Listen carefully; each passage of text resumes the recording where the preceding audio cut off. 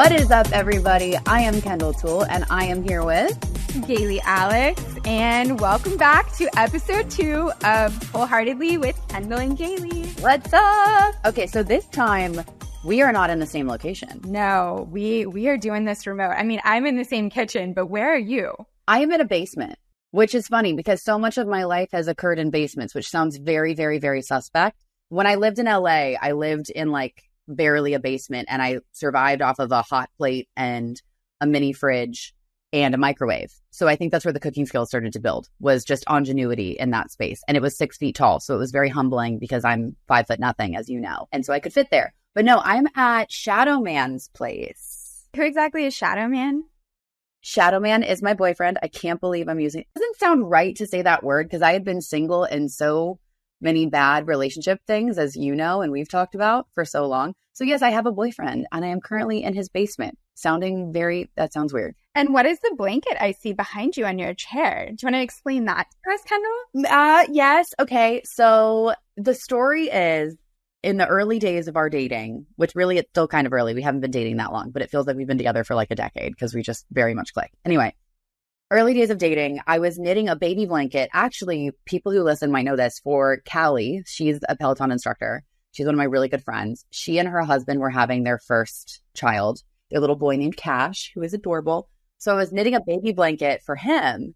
And I almost said his name. Shadow Man was up in New York visiting me. And he's like, oh my God, this is so soft. This is so nice. I love this. So I kind of like noted that. And I was like, maybe I should get some yarn and knit him one that would go very well with the house and surprise him the next time he drives up to see me. So that is what it is. So since it's hot out, it's not on his bed, but it's in the downstairs basement area. And it's very comfortable. It looks beautiful and just one more of the many talents of Kendall Toole. But also, I love that you're such a sweet girlfriend. Look, I'm weirdly domestic. I think that's the funny thing, is that I do a lot of like old grandma stuff. Like I love the cooking. I love the hosting. I love the knitting. I don't think that's surprising, though. That totally tracks. Right? Like you love helping people, you love being around people, you like creating good energy. Like you're going to be the best mom. That's the same way with you, though. Like the way that you can take any space and make it feel like home. And you do that with your personality too. I love this. I love our friendship, that we complement each other.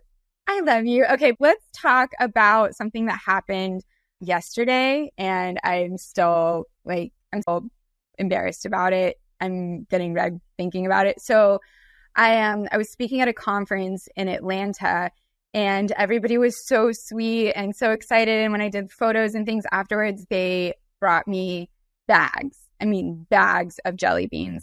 And somebody brought me like a 5-pound bag of tropical jelly beans, which are my favorite. This bag was so big, and there were so many thousands of jelly beans in it. I couldn't fit it into my carry-on roller, so I had to just literally carry the bag. And so we get onto the plane, and my boyfriend and I, and I'm got like the window seat because I'm obsessed with the window seat. I want to have like a place to put my head, So I'm sitting there right as the plane is taking off. I open it up, the whole top of it, because I'm very picky. I'm like a jelly bean princess, and I only eat the flavors that I like. So I'm going through, I'm grabbing the kiwi, I'm grabbing the cantaloupe and the banana. And like something happens where I looked over at Dale, and I guess my elbow like hit it off the seat rest, and the entire bag dumped over. When I picked it up and he looked over at me, there was not a single jelly bean left in this bag. And when I tell you, you know what that noise is. It was just like a cascading of thousands of little hard candies all over the floor. And because it was during takeoff, they rolled all the way to the back of the plane. And you could hear the people progressively like, wait, what? Oh, look down. What? And it was mortifying. And so when it was time to deplane, I waited for everyone to get off, and I crawled around on my hands and knees and picked up every jelly bean I could find. I felt so, and the cleaning crew was standing there looking at me like, yeah, that's what you should be doing. And I was like, I know, I got myself into this mess.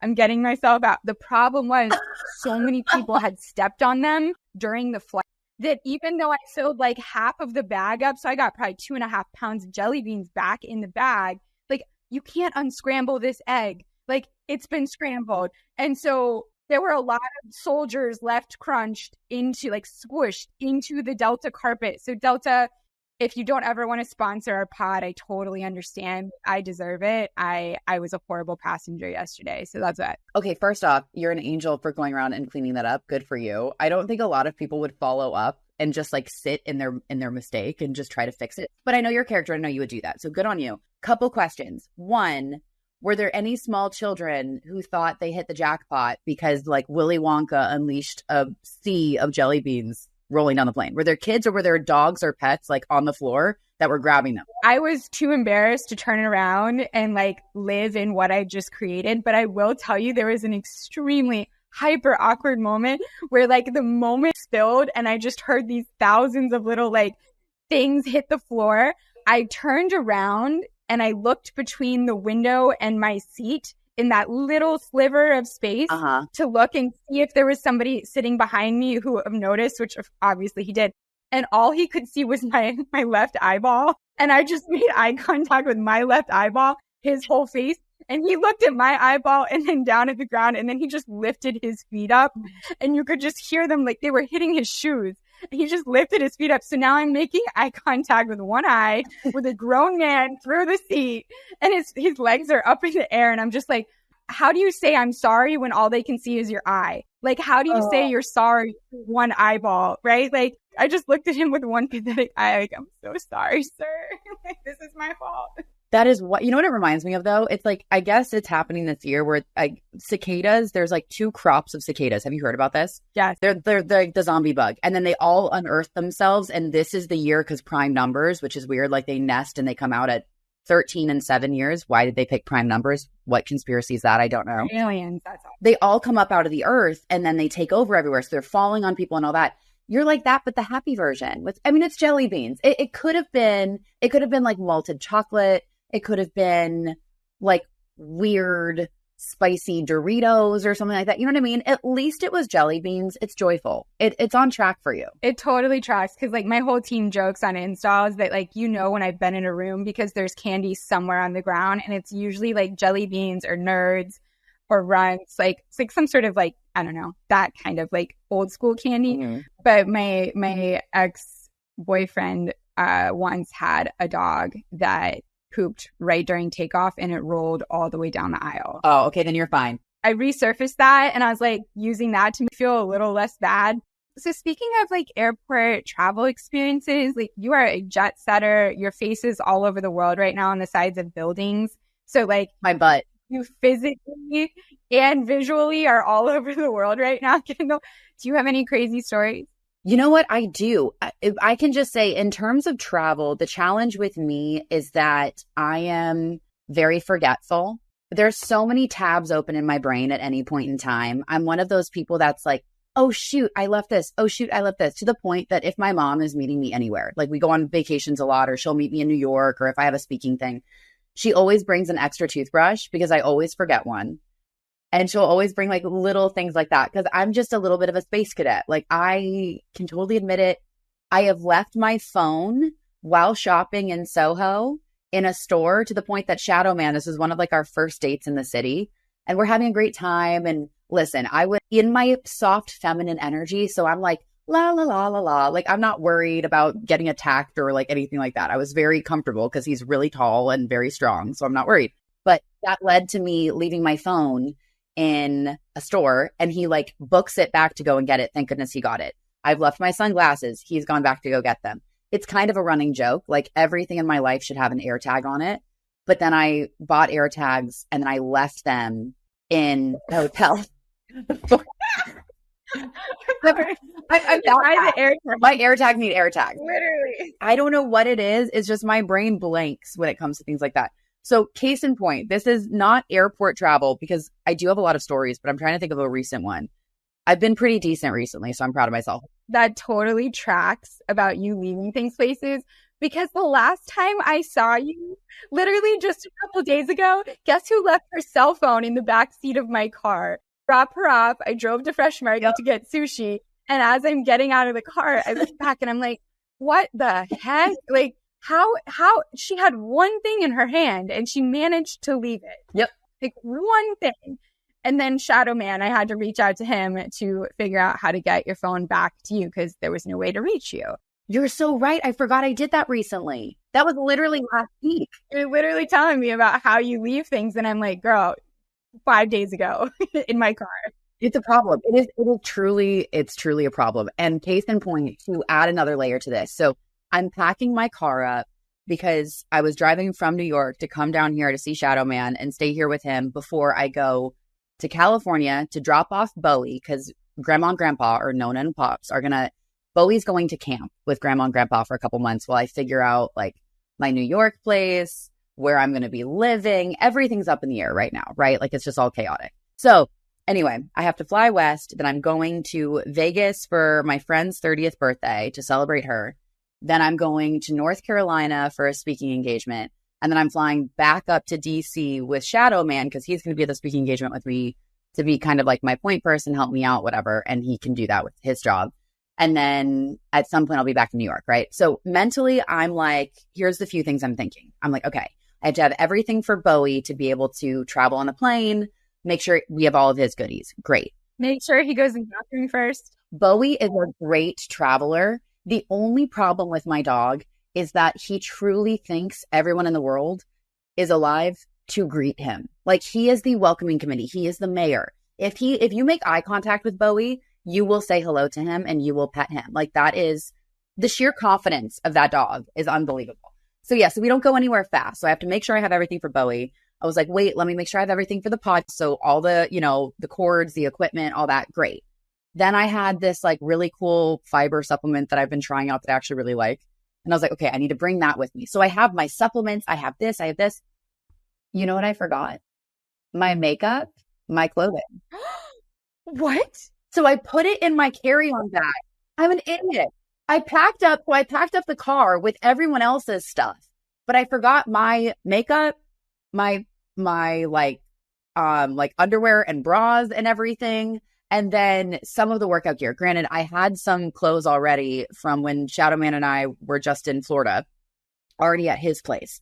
So thank God I had that. But seriously, I left the entire roller case. So I get out of the car, I park in front of his place, we get Bowie, and I'm like, wait, where's my carry-on? And he looks at me and he's like, babe, did you leave your stuff? And I was like, oh no, yep. I said, I left it. And it was just this feeling. I wasn't even angry because I couldn't help but be mad at myself. And it was so much traffic. I drove 5 hours because there was so much traffic getting from New York. So I was like, oh my gosh. So we went. I know. You cannot be self-managed. Like you need assistance. I have an assistant. This is the sick part. I need to manage myself. I truly think I just need to live by a list, or I need to talk to somebody about ADHD coping strategies about how do I just function throughout the day? Like it's kind of a miracle I make it through the day. I think it's having a routine. And now that I don't have a set routine since I've left Peloton, like I need to find it. That is something that I really had to get used to in the beginning because I had a very structured routine when I was at Goldman, just like you did at Peloton, right? Like you have to show up, you have to perform, you have to do these expense reports, you have to be on this, global sales call every Friday or whatever. And it was just very routine. And then the second that went away, I realized Tuesday is the same thing as Saturday, is the same thing as Monday. They all end in Y. I have no sense of time, and it became really important to start structuring my days because otherwise I became you, just kind of leaving stuff everywhere and not really knowing what's going on. I mean, it's good. It's confronting and it's an awareness. It's a growth moment. I think you like the adrenaline. That's my problem. That is 100% my problem. That is exactly it. You ding, ding, ding. You nailed it. So I love I don't love drama, but I love putting myself in pressured situations because I did that even in college. Like if I had to write a 14-page dissertation on like apparatus theory for like how people like the film experience and all this stuff, I would wait until like maybe 2 days before. I'd be like, oh, I did an outline. Oh, I did this. And then sure enough, the night before, I'm cramming in everything. I'm writing. It helped me because I enjoyed being in that flow state.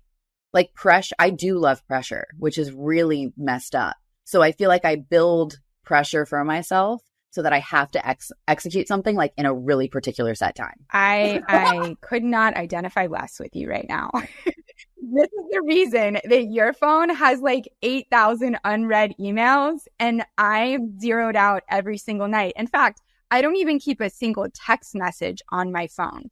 So every text message I get throughout the day, I respond to it. And the moment everything they need from me has been sent, delete, sent, delete. Whoa. And that way, when I go to bed at night, I cannot close my eyes unless I know my inbox is completely zeroed out. Before it was like Goldman, personal, other personal, and then it was like LinkedIn messages, Facebook. Now, I mean, we're getting too many DMs. I don't read the DMs now because I can't zero it out. So like I had to let it go.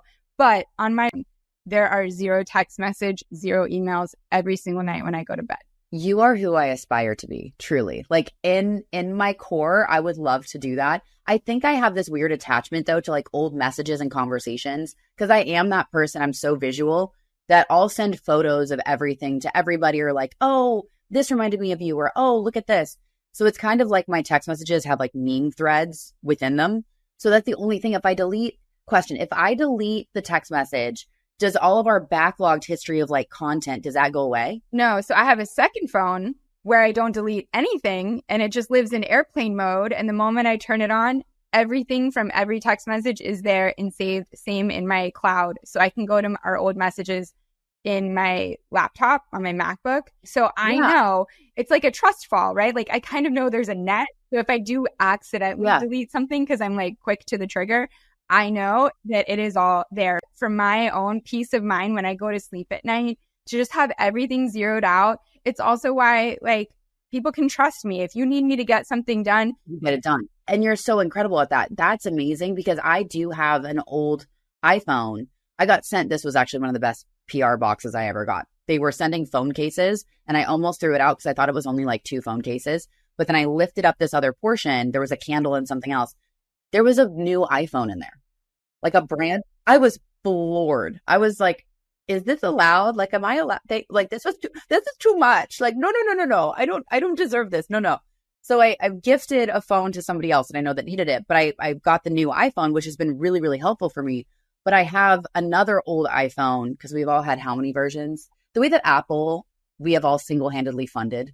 Like I did the numbers for how much I've spent on Apple products over the last 10 years and it sickens me. It literally sickens me. Anyway, digressing from that, that is brilliant. I need to do that where you can have the backlogs of everything on a separate phone. So you have it, but the one you communicate on is zeroed out and clear because you are so incredibly responsive.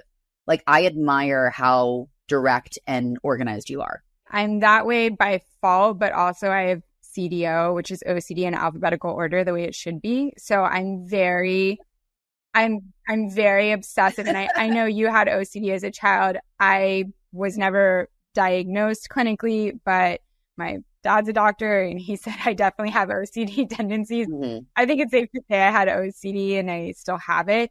But, I found a way to channel it into something productive, right? As opposed to something that kind of hinders me. That is incredible. I also love that statement. Wait, it's the CDO and it's OCD in alphabetical order. Like, I just feel like they did it wrong when they labeled it. Just the most OCD statement you could make. I love it's true though. That might be why it always looked weird. I mean, I get it's an acronym for obsessive compulsive disorder, but so it'd be compulsive disorder obsessive. It's very Yoda. I kind of love that. Compulsive disorder obsessive. Hello. That's what I am. I'm obsessive.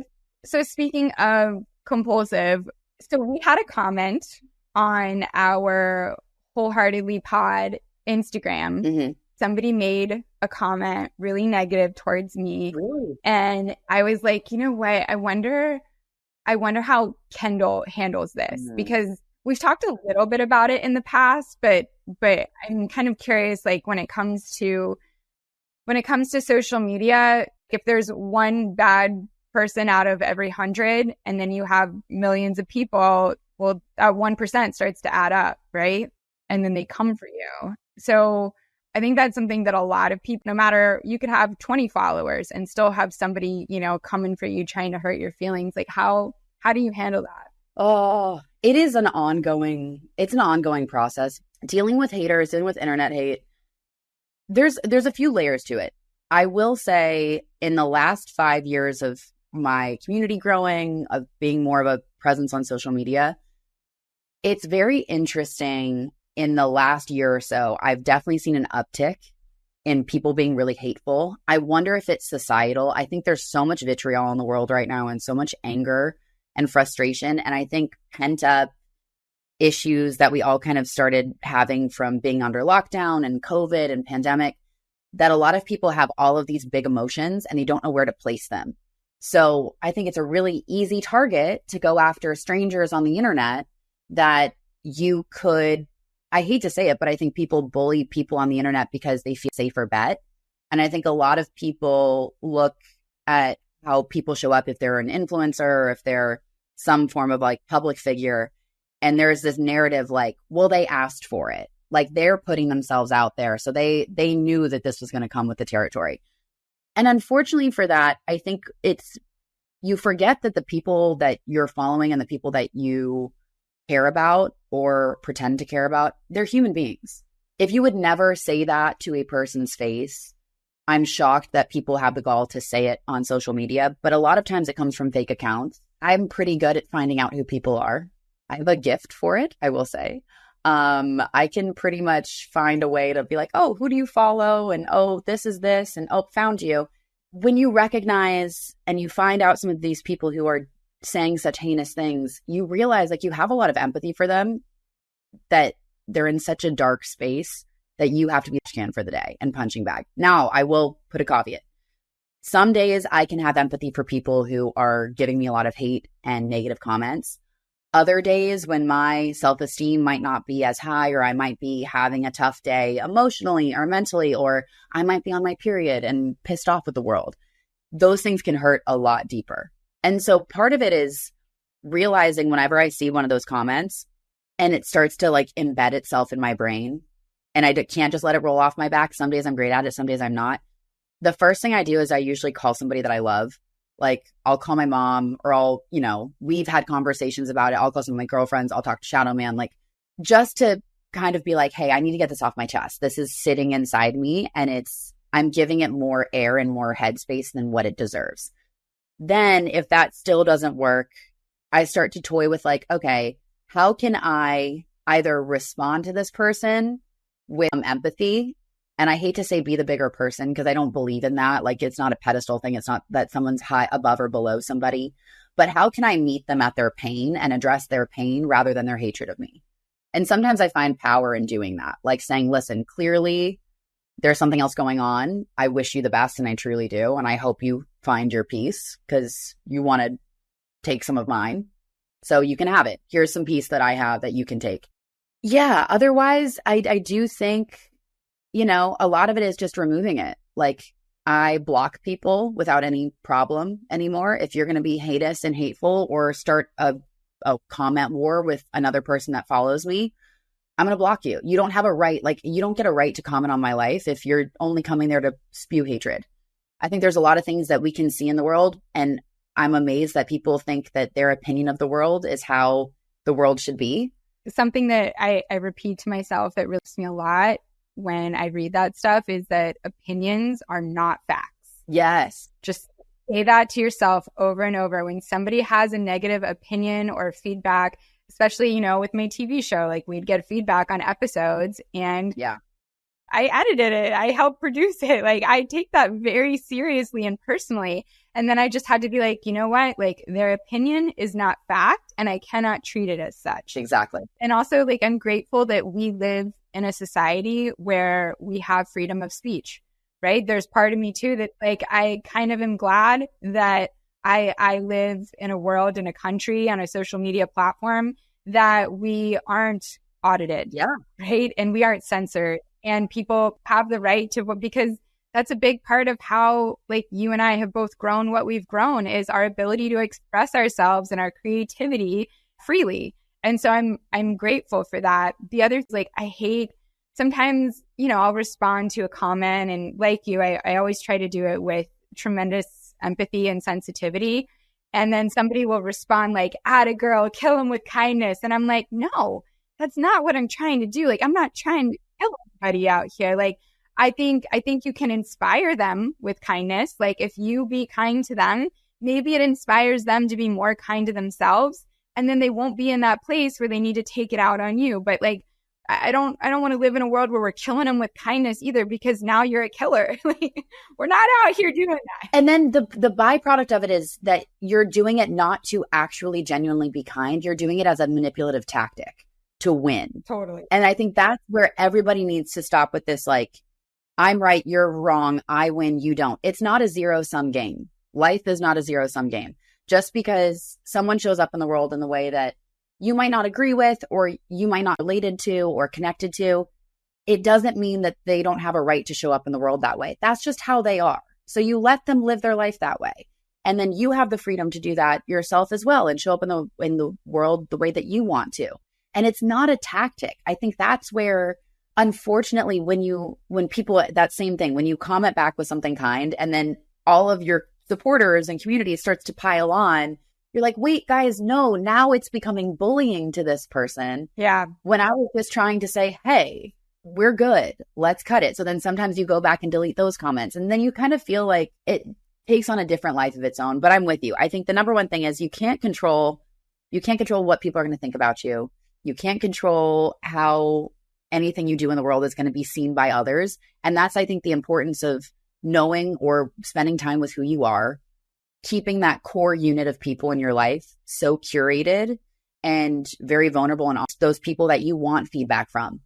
Like, I would go to you and ask you, like, hey, how is this sounding? Is this coming off the right way? Or like, I'd go to my mom or like my team or people in my life that I know that know me and know my heart. Yeah. They know what I'm trying to express. And sometimes it doesn't land, and that's good. You're not going to do everything right or everything in the way that's in complete congruence to who you are, and you want feedback. And sure, people can have an opinion about me all day long. I've heard it all. Like, I've heard like, you're a terrible instructor, or they think I fall somewhere in a political spectrum that's like completely off, or they think that I have a certain perspective of the world that's completely off. And the number one thing with all of that, though, is you can't let anybody's opinion of you stop you from being who you are. And that's where you ultimately always have the power, we all do, is in how we respond to that, not even just to the comment, but in how we continue our walk and how we continue showing up in the world. Like, if someone says this isn't right, or you don't like this or like this, that's fine. You can think that, but I know that this is what I meant to do, and I'm going to create more good content, or I'm going to go put out another cooking video, even if you didn't like it and it wasn't your thing.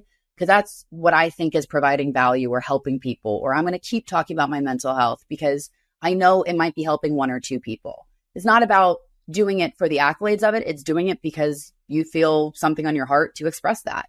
And as long as you help one or two people and that's authentic, you did your job and you wipe your hands of it. The best thing I can say here is that, or that's helped me at least, is to chase energy. So if somebody is giving you energy, right, then chase that or something. And if something's taking your energy, like a comment filled with vitriol towards you, like, don't give that energy, because that's investing your energy in a place that is going to drain it instead of like fill it, right? Mm-hmm. Chasing energy is really helpful for me when I think about that. The other thing that I just like... Because a couple of people, I said it was one, but it was a few people, and they were saying the same thing. So we have a podcast now, and I have a microphone in front of me. So I'm going to like stand in my power here and just say the comment that so many people said is that, oh my gosh, that's the girl who lies about her age. Like, you're better than that, Kendall. Don't work with that girl. And I read that, and all I want to say is a couple things. I can never have lied about my age, because I have never, ever told my age, not to a single publication. Granted, I did a People interview like a year ago, and they said 29-year-old Galey Alex, which is very wrong. But when they asked me for my age, as any interviewer does, when you ask me for my age, I say the exact same thing every single time, which is this. Listen up, ladies and gentlemen. I got into a really dark place of self-harm years ago by comparing myself to other people on social media, not feeling like I was making enough money, not feeling like I was thin enough, not feeling like I was young enough. And I realized that comparison is the thief of joy. Mm-hmm. And so when I started to grow my platform, I realized that as somebody who is, a math person from Goldman and like dealing with numbers all the time, right? Like the statistician in me is saying, I'm not going to give power to those numbers. So if anybody for the rest of my life asks me what my weight is, unless it's a doctor, in which case I stand on the scale and I tell the nurse beforehand, don't tell me what the number says. Yes. Because I don't want to know. I can't compare myself to an unrealistic version of myself if I don't know. It's a little bit of like ignorance is bliss, but I'm happy to live in a more blissful world. So back to my point. If anybody ever asks me for my age, for my weight, or my net worth, I will never answer them because I don't think that those are numbers that we should give importance or weight to in the world, not for the other people following me, not for the people I'm following. I don't need to know those numbers about anyone else, so nobody should need to know those about me. So no, I have never lied about my age. I'm very proud of where I'm at. And also, it's not something that you need to know to compare yourself to because that's not fair to any of us. So that is all I'm going to say. I have never lied about that. Galey, I am slow clapping that. But yes, Wonder Woman pose, like I could not support that anymore. And I think it is so interesting, the concept of numbers, right? And numbers it's kind of like this tool that we use to judge on anything on a scale, right? And especially as women too, there's so much pressure on like your weight or what are your measurements or how tall or short are you or, it is that. It's like your age, it's this. And with those numbers come expectations. And those expectations are societal standards, whether they be beauty standards, whether they be standards of, I guess a lot of it goes back to beauty standards, ironically, for women. Go back and look at like the Barbie model. Yeah. And I remember hearing that even in music, in songs. I remember like having a Teen Vogue. This was like really bad when we were growing up. All of the Ralph Lauren ad. Do you remember that ad? Where they photoshopped her waist so small that it was way smaller than what it was on the model, who was already a very beautiful woman, thin. It wasn't Hillary Rhoda, but she looked similar. Beautiful, beautiful model. And this Ralph Lauren ad got totally called out. And now, no offense to Ralph, I do love the brand. I think they've taken great steps from this. Let me clarify. I actually stand Ralph Lauren. I wear them often. But I think what was interesting, it was a byproduct of the 2000s. And I think we're starting to see society go back into this measurement-focused, hyper-thin version of culture because beauty standards are constantly changing so that women can never keep up, so that we're always at a less than state. So I think it's easier for us to feel less than and be controlled. So we buy products so that we do different things to our bodies so that we feel beautiful and so that we feel we can measure up. The truth of the matter is, and as somebody in health and wellness and in fitness who has my PT cert, my Pilates cert, and the nutrition coaching, all of it, I can definitively say this. Every single body is different. Everybody's genetics are different, which is incredible. And it's one of the most beautiful things about us. And one size does not fit all in diet and how we train our bodies and what we put in our bodies. There are definitely foundational basics that are good for us for health, like good sleep, making sure we're breathing, meditating, putting in nutritious food, having exposure to sunlight and being out in the world. But screw the measurements. The same thing can happen with macro tracking, because I know for myself in college, when I was dealing with all my like food allergy issues, which is kind of what spurred this focus on health for me when I realized my health was depleting because of my mental health, as well as how my body was reacting to food because of my anxiety, because I didn't realize that they were so ingrained, even though they were. I started tracking my macros, which sounded like a good idea. So for those who don't know, macros are your macronutrients. So they're your protein, your fats, your carbs. Well, welcome to the 90s and 2000s where everybody thought carbohydrates were terrible, which is the dumbest thing. Your brain literally needs carbohydrates to function. You need all three macros. That is not bad. Carbohydrates are not bad. Too much protein, there's no such thing. Like, you have to find what ratios work for you. But a big thing that I do now for myself so that I don't get too focused on numbers is I just focus on trying to hit my protein macro. And whatever the other two are, I'm not tracking through an app or trying to codify or putting food on a scale, because it gives you the opportunity to get really obsessive over it, right? And to use that as, am I successful today? I'm going to use these numbers to measure my success and how I'm showing up in the world, where that's so false. Your success of how you show up in the world is a byproduct, number one, of how you feel at the end of the day. I think writing down what worked for you or how empowered you felt or what was the grateful moment you had in that day, that's much better feedback and information than did I completely scratch off my whole to-do list and is my weight what I think it needs to be and did I hit my macros? No, those are not what needs to be measured. It's emotion measurement, it's personal measurement and purpose-driven measurement. And it's also just feeling. How do you feel? And are you getting a little bit better, like 1% better every day? Are you growing? Are you evolving? Are you learning? If you're doing that, you're doing an incredible job. Pardon my French, but fuck the rest. Like, absolutely not. I'm so sick of women feeling like we're tied to these numbers, whether it be age, net worth, measurement, size, all of it. We need to get rid of it. I get so passionate about it. It makes me so angry. No, I feel you. And I don't think it's just applicable to women, right? These quantitative metrics that society kind of forces on us. Like, I feel bad for men too, right? Like there's heightism, yep. Right? And there is especially kind of income, yes. Right? Like what level are you at? And I feel like that's a little bit more in that kind of male centric mentality, whereas we are a little bit more dual. And men are a little bit more financial as far as where they feel the pressure. Yep. We feel more pressure with age, whereas men don't, right? Like, so it's all over the place. But moral of this story is that these are standards that we put on ourselves. And unfortunately, you can quantitatively compare, and it's either very clear, like good, bad. And that is so scary for people that are kind of black and white thinkers. And they're good or they're bad based on how that number tracks for them. Yeah. I remember seeing like this TikTok that came out about thigh gap.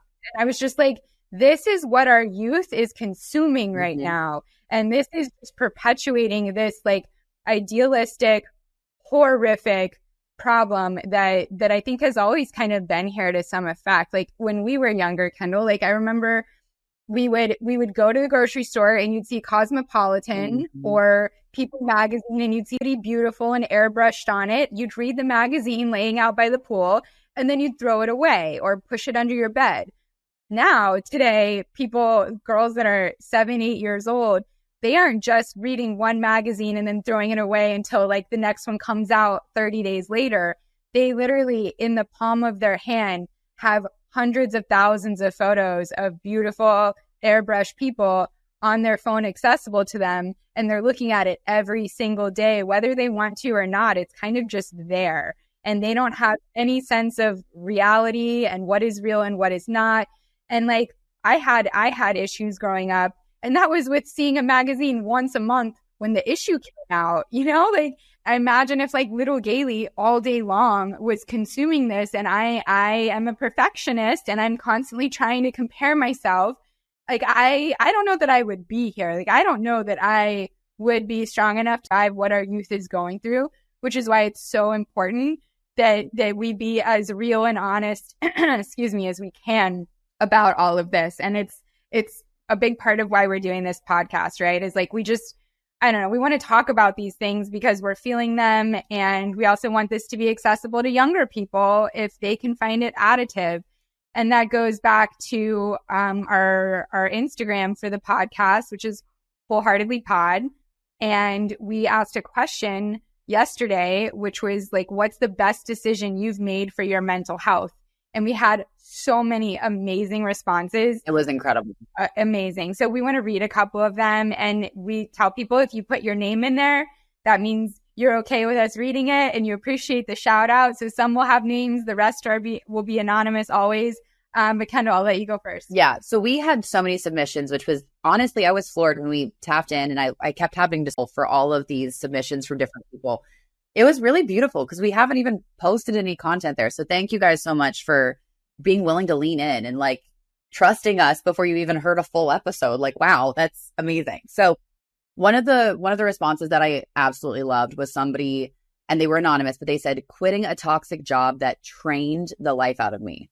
And I think the trained part is really interesting because you can be in a work environment and operating it at full cylinders and kind of be this perfect employee, because you're doing everything the right way and you're showing up on time and really showing out for what you need to do for this role. But it can suck the life out of you when it's not in alignment with your passion and with your purpose.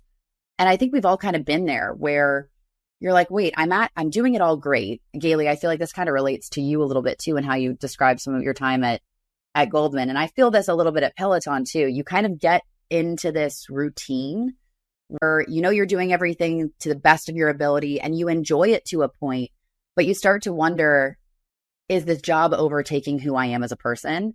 And am I evolving as a human being beyond just this role? And so I loved that because that was one of the reasons I feel like I was ready to move on and make sure I was growing and developing as a human being beyond not only what the world knew me as, but what that job expected me to be.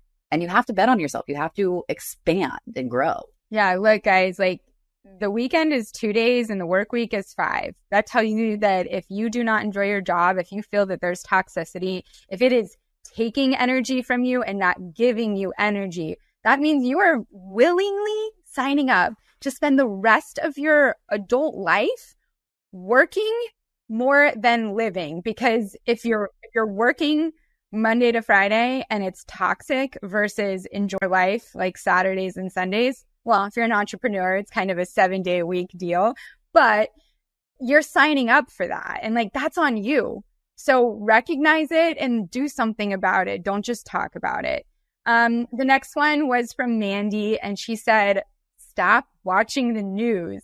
That is something that is the best thing that she did to protect her mental health. And amen to that. The beginning of the pandemic, it got so all-consuming for me, reading the stats of the death toll every day. And then the political atmosphere got so hyper heightened. And I was so uncomfortable. I would watch the news before bed and then I would have nightmares and I would get stress hives. And I realized that like, as much as it's important for me to know what's going on in the world, at that time for my career, it was more important that I understood what was happening financially in the markets, which was really depressing and scary, right? Everybody's watching their accounts drain, and I had to explain what was happening and how to fix it. I just stayed myopic on that, and I tuned out everything political, the death tolls, all that, because I physically couldn't absorb it without getting ill. And so I love that she said that. I do too. And adding to that as well, because it's that finding that balance, right? Like you want to know what's going on in the world. It's very important to be an aware citizen. But I do believe a lot of the news, because it's there to get eyeballs and create ad dollars, right? It's content more than sometimes I feel like it can be news. It feels more performative than actually, it's more performative than informative, I think often. I really love getting either like a newsletter that's like unbiased facts. So it's interesting, every single journalist that you find, there is an AP fact sheet that comes out that is just what happened. It's just the headline. There's no adjectives. It's just, today, this happened, this occurred. And I like to read it that way. And then if I have more interest in learning more on a particular topic, then I'll go and I'll look at, all different forms of news and then kind of with a grain of salt, be like, okay, what's the through line from this one outlet that's on this end of the spectrum and this other outlet that's on this end of the spectrum. But otherwise, so much of what happens in the news, we can't control as individuals, but we can control ourselves and we can control our little worlds that we create. So pouring into that is much better. If you need to set a boundary always. Goodness. Guys, you can control what you can consume. Like, that's it. So control that. Oh, this one I loved. This was really special to me. And she gave her name, so we got to give her a shout out. Katie Averill said, becoming a stay-at-home mom to spend time with my girls. First off, big shout out to the stay-at-home moms. I think in today's world, it's funny for Galey and I, obviously we both don't have kiddos yet. And we've taken a very focused path for our careers and prioritize that.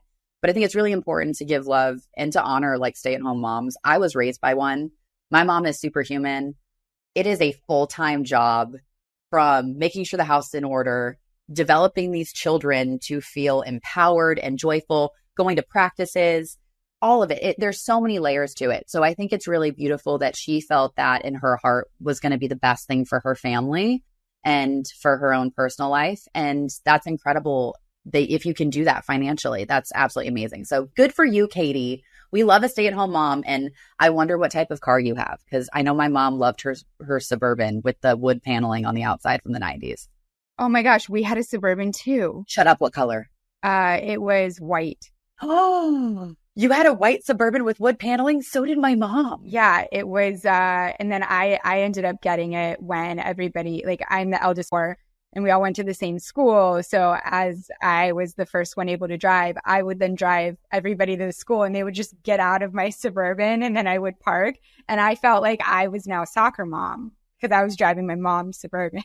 Which I think weirdly, like, there is such a joy in being, I love doing that. Like, I love driving people and being like, bye, honey, have a great day. I packed you a snack. Like, it's too much fun. I love that. Okay, white Suburban gang, let's go. Speaking of driving people, the last one I'm going to read, it was anonymous, but I saw this a number of times. And the best thing that this individual did for their mental health, all caps, not drinking, exclamation point. And I think this is an area where Kendall and I are totally on the same path right now. I've actually never drank in my life. I've never had alcohol. And so when I think about me in high school being the soccer mom driving the Suburban, I was also that for my friends because I knew that they could trust me and that I would be like their sober driver for the night. So Kendall, you've had a more interesting journey recently. So I want to hear about why you've gone from drinking to not. Yeah. So a lot of it, I can say the opposite. I've definitely drank in my life. I've had a few wild nights or more than a few because of too many margaritas or also aging. And you realize, wow, my body gets hungover now. This sucks. And it only gets worse. Truly, Galey, the greatest thing you've ever done is never felt a hangover because it's just awful. It's all terrible. But the biggest thing for me was with my mental health, was with living in New York City. It's just such an alcohol driven city and an experience. Like what you do to socialize is you go out and get drinks, particularly in the wintertime, because like what else are you going to do? You're not going to go like snowshoeing. You're in a crazy city where it's dirty and there's all this stuff. So anyway, for me, sitting back in like last September, I just was like, I'm done. I wake up if I do have a drink or two or a couple more, and my anxiety would be so bad. I would feel like my world was crumbling. It just was making my life worse. So from September, pretty much up until I'd say I have had a few glasses of wine this last month. But what's great and what I do like about it is that I'll have like one glass or two, if that, because I can't do more than two because I get a really bad headache. But it's always out of a celebration or it's out of a cheers. I love that. Yeah, it's like a cheers moment, or it's, oh, I'm on a vacation, or we're celebrating closing a chapter, opening a new one. But what's great about it is like, okay, I like the taste of wine, but do I ever need to have it the rest of my life? No, it's not anything that I feel I have a crutch on. And for a while, I think alcohol, particularly during the pandemic for me, was something that was escapist. Was, well, I have nothing else to do. I'll learn how to make this drink and FaceTime my friends so it feels like we're out at a restaurant. And I think it just created a weird dependency that I didn't like. And so I just decided to say, screw it, I'm done. And now I love my non-alcoholic life and my non-alcoholic beer. And hopefully one day I can find a great non-alcoholic wine. But I'm thinking I have to make one myself because I just still haven't found what I like. I'm going to manifest that for you, and I will totally be your first buyer. You know, for me, I have nothing against drinking, nothing against alcohol. I have girlfriends that when we go out, if they're not drinking, they're not going to be as much fun. So I totally hope secretly that they drink because they're so much more fun and they have a better time. Every guy I've ever dated, my boyfriend now does sponsored ads for so many alcohol brands. Like, I have nothing against it. For me personally, I think the reason I never started is, you know, when people first started drinking, especially in college, like, you know, I'm rules based. So I very much always follow the rules. So, you know, when I turned 21 in college, like that's when technically I am now allowed to drink.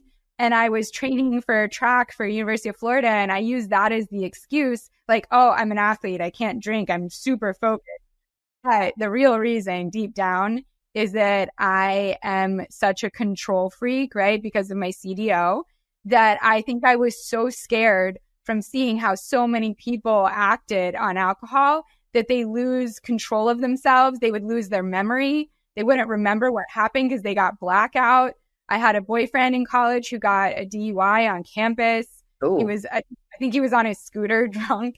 And so I ended up being like, you know what? Like, if that is a risk of me losing control of myself and how I'm coming across and maybe making a bad decision, it's not worth the risk. Mm-hmm. But I kind of cloaked that and made it look like it was because I was this serious athlete and I was training. But really, you know, it comes down to me being like obsessively wanting to control my life, and that scared me. And then I just kind of got into finance and everybody was drinking. And when they found out I didn't, they were like, good for you. That's so different. And I was like, oh, now this makes me different. I'm totally going to keep this up. It's interesting too, like with that journey for you, it was always incentivized. You know what I mean? And I think that that's great because it's ironic that not drinking came from wanting to stay in control. And I'm with you because as somebody who does have anxiety, that's the worst part is you go back the next morning and you're like, was I annoying? Was I obnoxious? Did I say too much? Did I embarrass myself? And it just is such a negative emotional spiral because it does inhibit it inhibits your amygdala. You don't know really what's going on. Your emotions become bigger. Everything becomes a little bit more loosey-goosey in a way where you feel less connected to self.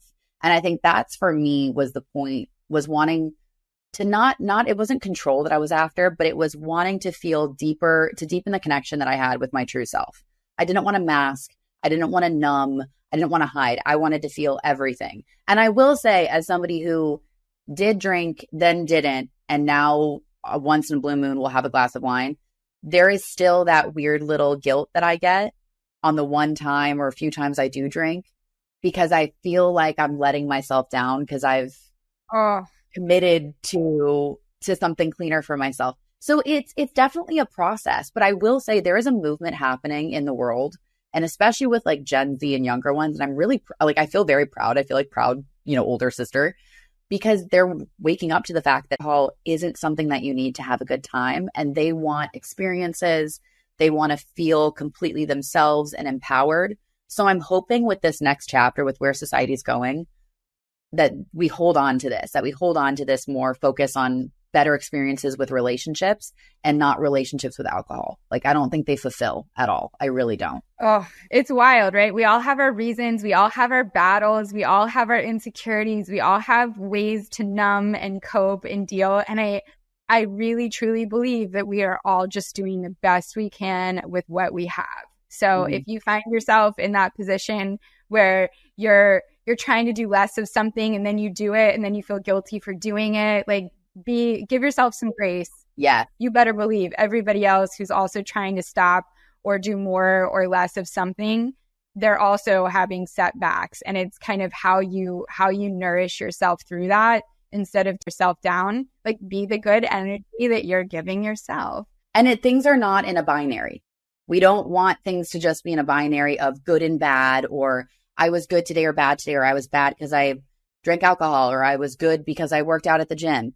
Really operating and learning to love those gray area spaces of your life is really where that power steps in, because you're always evolving, transforming. And maybe you're a little bit more gray one day, maybe you're a little bit more, another color another day. And that's quite all right. So it's giving yourself grace and understanding. As long as you're moving forward, that's the beautiful direction. Yeah. My therapist has worked very hard to get me out of black and white thinking, because that is really, really unhealthy for me. Mm-hmm. And to your point, you got to get comfortable with the gray. So as we're wrapping up here, Kendall, should we tell them how we're coming up with the titles for our episode? Because I'm really excited about it. So I'm a big music head as is Lee, and it's always been something we've bonded over. Obsessed, absolutely obsessed. So I think what the plan is, because great shows all have great titles, I think each show should be named after a song that relates to the content of the episode. Mm-hmm. I love making a playlist, as y'all know. And I also think it'd be a really fun thing for them to weigh in on if they think of certain songs that would fit like some of our episodes, some of our topics as well. So be sure to throw that on comments or anything on our Instagram at Wholeheartedly Pod, because we want to know. So episode 1 is, Kendall came up with this. She gets full credit. Wake Me Up by Avicii, because we talked about like morning routine when you wake up in the morning, but also we're like waking up to like this podcast for the first time. It's episode 1. So I thought it was perfectly fitting and it's so our vibe. This one, the Swiftie in me is going to come out and I'm going to go with you need to calm down because of social media hate. I think everyone you just need to calm down and like you're being too loud. I think you're being too loud. Also, the voices in my head are too loud with the self-judgment and living in like a black and white binary of life. Amen. So also it's a personal note, like, girl, you need to calm down. Like, it's okay to be in that gray area. It's okay that things aren't always packaged and pretty and big yeses or big nos. So yes, you need to calm down. Thank you, T-Swift. You're making me a Swiftie by proxy. Honestly, it's slowly happening. It's a wild experience. I love it. Okay, so to wrap this up, let's talk about the one thing that we're committing to working on for the next week before we do this next Wednesday. So I'll go ahead and start. For me, I don't know. I don't know if you've seen our show on HBO Max, Home in a Heartbeat, but we literally create a home in a heartbeat. We do it in a 3-day weekend, and my whole team, our eyes are bloodshot, our hands are shaking from no sleep, and it is just awful the way we wreck our bodies because to get it done in a weekend, literally you can't sleep because every minute matters. And so I have an install happening this week. I'm starting tomorrow. And I have committed to shutting down the install at 9 p.m. every night because normally it's 5 a.m. 5 a.m. is usually our cutoff time, and I'm doing 9 p.m. I'm bringing in a ton of new interns. Like I'm trying to set us up for success. I'm focusing on how can I do this and not destroy my whole team's sleep pattern because we look like zombies after an install. So that is what I am committing to, and I'll let you know how it goes. Okay, I'm very proud of you, and I need updates day to day because that's a big shift. You work yourself to the bone, and I love that about you. You through until it's done the way that you want it to be done. But I love setting a boundary for 9 p.m. and, bringing in more help. You got more troops in there. We got a lot of troops. I'm dry powder. It's coming in. Wait, how many? How many interns do you have? So I did a story and we had over 1,000 people volunteer to show up and intern. I cut it off after 1,000 and I think my team interviewed maybe 300 already. So we picked 4 or 5 that are going to come. And my team is small. We're only 8 people. So adding 4 or 5 more people is adding 50%. So it'll be really interesting to see how it goes. Ooh, it's going to be an army of good people. Also, wow, they beat the odds on that. That's a tough college acceptance rate. Go them, go interns.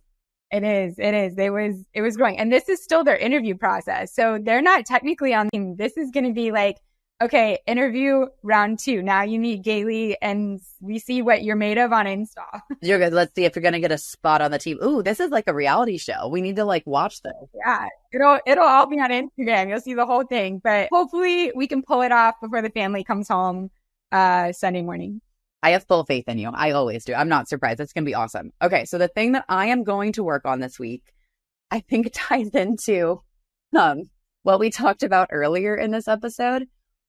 Now that I have this new chapter in my life, I think it's really important to get organized. And so I have this new routine. Yes, I know, golf clap. This is a big moment. I'm clapping. I'm so proud. Thank you. So I have this great productivity planner that I ordered from this awesome girl named Grace Beverly. I love her. I'm so inspired by how she tracks her day. So I ordered that. And then God bless, Shadow Man's a very organized human because you need that in relationships. Someone's got to be the chaos and someone be the organizer. And I'm definitely the chaos. So we're going to sit down on Monday and just kind of get a whole calendar set for kind of social posting, some of the things I'm going to be announcing soon that I'm creating, and just kind of take it day by day and follow time blocks as best as I can. So the goal this week is to get organized and stay present.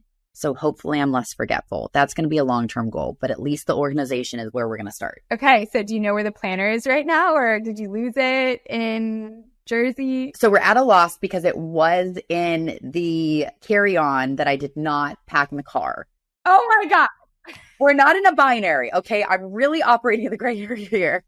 This is kind of a fail, but it's honest and it's okay. And this is we're going to give ourselves some grace on this. So we're going to actually order another one because I really didn't start that one. So we're going to order another one and have it hopefully overnight at a parents' place in Palm Springs. But at least Shadow Man and I are going to sit down on Monday and go through the overall overarching launches that are coming the next 2 months. So that'll make me feel really great and a little bit more in control. Feel free to just like send it right back to me because I'll go through it with Shadow Man and we'll make it for you. And I'll be very regimented and organized and I'll take really good care of you. So like that's your backup. Next time I see you, I'm bringing my phone and I'm bringing my backup phone and you can be my tech queen and set up this event because if I could empty out my messages like that, the response time, that's what I need to do. I need to be more responsive and more on the ball. So that is the goal, y'all. That is the goal. All right. Well, you guys are our accountability partners, so you can hold us to this. And we just want to thank you so much for being here.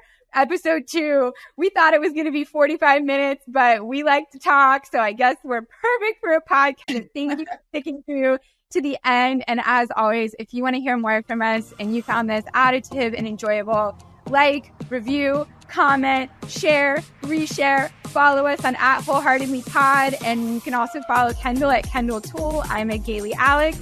And we're going to be here every week as long as you'll have us. So every like and comment helps. Yes. Thank you guys so much. And remember to keep going out in the world and doing it with your whole heart. And we will see you next Wednesday. Bye.